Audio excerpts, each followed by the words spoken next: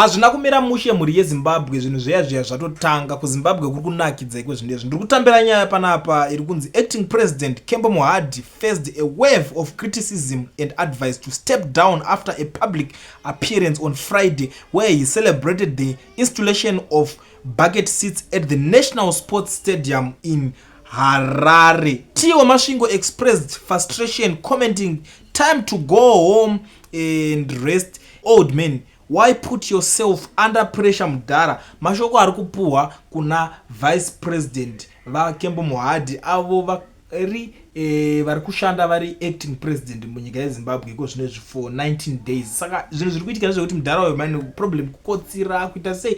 Vamwe vari kungoti vari kutoenda kubasa nemadondoro, vari kuenda vakabatiranwa, vanozongozvishingisa vapa podium. That's why sometimes uchizoona kuti vanogona kungodona pozongonzi majournalist delete footage. Zvinhu zvinenge zvichingoitika kunyika yeZimbabwe. Saka zvinhu izvozvo zvese masituation ari kupisa ari kuitika. Kana watosangana neni kudai so watoya pa channel ine yeKulian TV, tanga nekulike this video right now kuitira kuti ZANU-PF yacho boy kani right.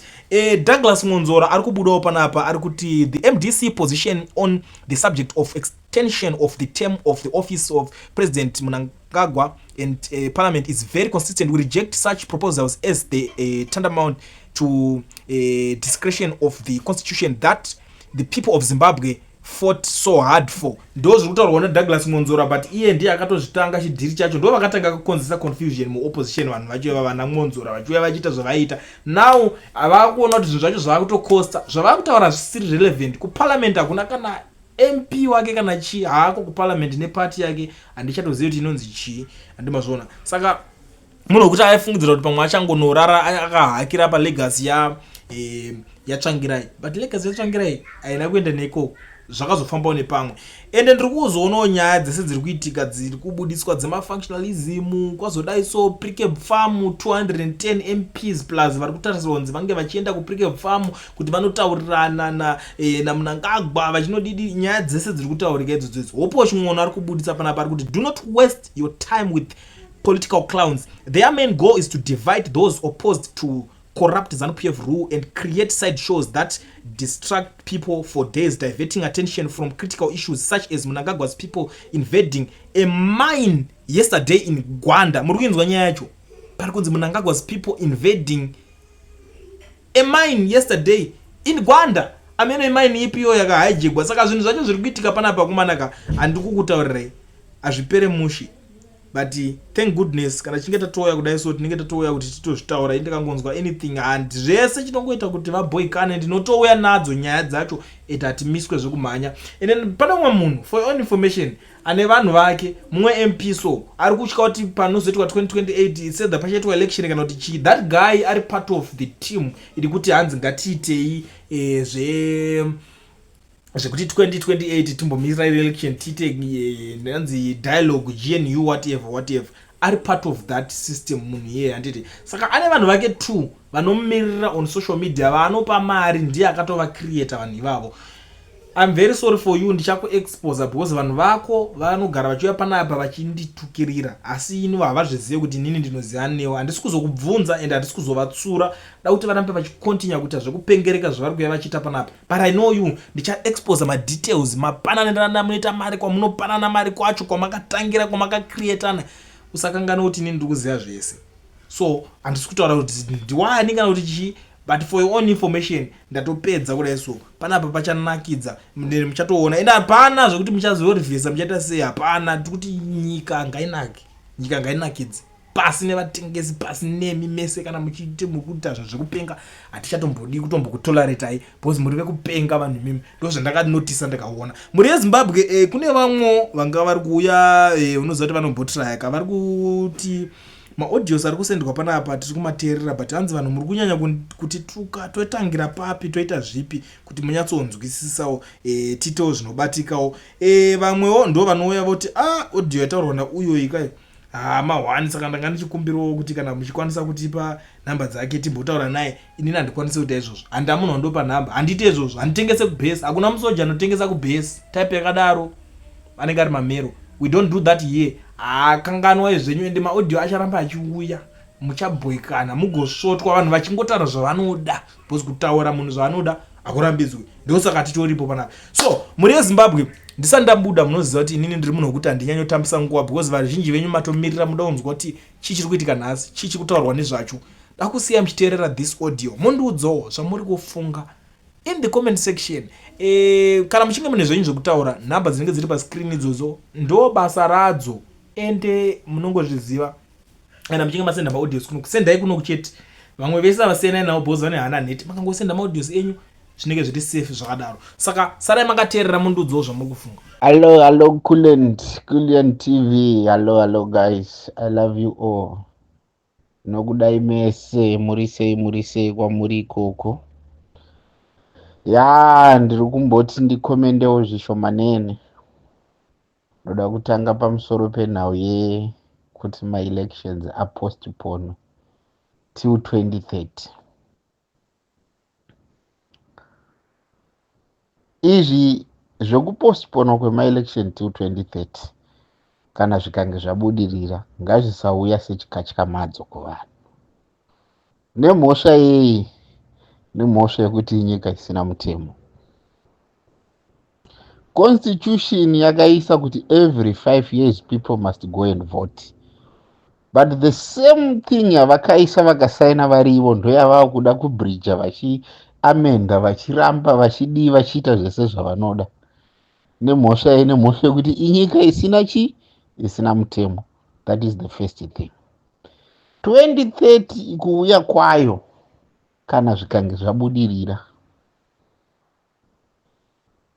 kuno rumwe rutivi inogona kuuya seblessing, kune rumwe rutivi inogona kuuya yakaomesera vanhu. Regai nditange kuuya kwayo as a blessing. Inouya as a blessing kana mukuru uyu ari pachigaro akange abvuma kuti yes, ma-elections ngaitwe 2030, asi iye osuduruka pachigaro. Iye ngaabve pachigaro, ma-elections zvawo chero akapostponwa kusvika 2030 zvinenge zvisisina problem. Iye abva. 1. 2. 2030 kana tamaisa kuna 2030 kureva kuti looting yavanomboita pama-elections vachipanana tumakontrakt tokunyora mapepa and this ma10 million ma20 million muchina wokunyora mapepa inombozorora. Kureva kuti eZimbabweans tinomboseviwa kucorruption. Anditi mazviona. Saka kuuya kwayo 2030 kana ikange yabudirira kuriko kuti mukuru uyu aenda, nyika yadzoserwa kumaoko emasoja, kuna general, let us say like that. Vogadzirisa ZEC, Zimbabwe Electoral Commission, kuti isaita yepati asingaite yenyika. 1. Voutaurira futi masoja kuti masoja haaziri eZANU-PF asi kuti ndeeZimbabwe. Saka haashandiri ZANU asi kuti anoshandira Zimbabwe. There is a difference between government of Zimbabwe and ZANU-PF. But manje nemhosva yekuti zvinhu zvacho zvese zvakakepchwa neZANU-PF, government and ZANU-PF chakungoita chinhu chimwe chete. ZANU-PF is a party. Government is a government of a country, which is two different things. But now is operating like one thing. Masoja acho anomirira ZANU, ZEC yacho inomirira ZANU and the likes. Saka kana zvikanzi 2030 izvi zvese izvi zvakakepchwa izvi zvombotanga zvadzokera kunormality, then it's a good step. We can go for that. But kana zvikanzi aiwa mukuru uyu ari kuramba kubva pachigaro ne2030 yake, kureva kuti hatingadaroka. We are not here to save the interest of individuals. Kureva kuti chinenge chavo kumurambisa yeye kuti aiwa handisi kusuduruka before 2030 or whatever, chii kutsvaga kusiya agruma vacho vanozoda kuti vasare vari pachigaro iye achinge abva achembera. Saka izvozvo ndo zvatisiri kuda. Izvozvo ndo zvatinenge tisingadi. Zimbabwe must be Zimbabwe for all, not Zimbabwe for individuals. That is the main story. Saka zvikanzi 2030 iye akanga aramba kuti aiwa kwete. Tiri kuziva vanhu vakaita sana Charlton Wenda vanogona kupusha kuti vanoda 2030 because vanoziva kuti haachapasisina musi waachavhotegwa nevanhu kunzi adzoka kuita mp. Kamheu kamutanda hakuna munhu anomuvhotera, chero zvikanzi zvaita sei. Either anoda kuuya netiketi reopposition oro racho rekuzani kwacho, hakuna anomuda, is just being used kuti agorashwa. Saka ndo vanhu vari kutopusha for this agenda kuti vambodyawo kwemakore iwayaya, vawanikwe vaguta. Handiti mazvona. Saka kana tichiti aiwa kwete, uyu mukuru uyu nevanhu vake vakacapture ngavasuduruke. Kana vakange vasuduruka, then even if we postpone my election kusvika kuna 2030, we don't have a problem. Asi ivo kana vakaramba kusuduruka, then there is a problem. We can't do that. Tinenge tofanira kuti 2028 tidi tivhote. Nokuti mutemo ungaurege kungoda kuiswa kuti unakire ivo badzi uchiipira ruzhinji rweZimbabwe. Nokuti nyika haiziri yaMunangagwa kana kuti yani nyika ndeyevanhu veZimbabwe.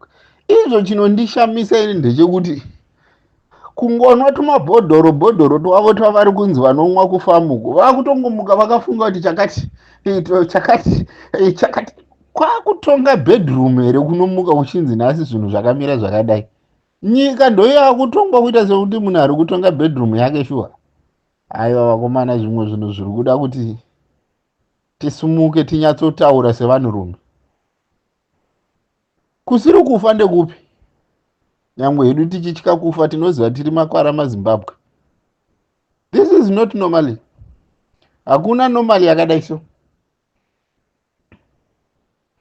Hakuna zvakadaro. Munhu akangomuka mumba make utofunga kuti izvezvizvi ndakufunga chakati, zvakutonzi ndo zvatava kutoita.